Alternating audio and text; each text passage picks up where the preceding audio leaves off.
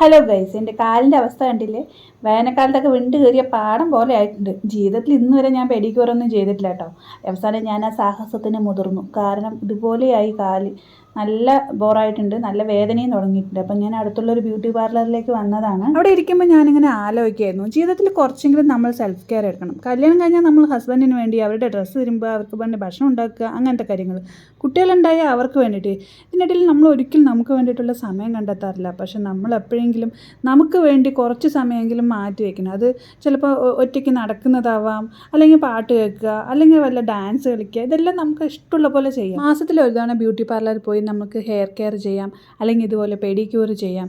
ഇങ്ങനെയൊക്കെ ചെയ്യുന്നതിലൂടെ നമുക്ക് കിട്ടുന്ന ഒരു കോൺഫിഡൻസ്, മറ്റുള്ളവരുടെ മുമ്പിൽ നിൽക്കുമ്പോൾ നമുക്ക് കിട്ടുന്ന കോൺഫിഡൻസ്, പിന്നെ ഒരു ഹാപ്പിനെസ്, ഒരു സംതൃപ്തി, ഇതൊക്കെ വേറെ എന്ത് ചെയ്താലും നമുക്ക് കിട്ടില്ല.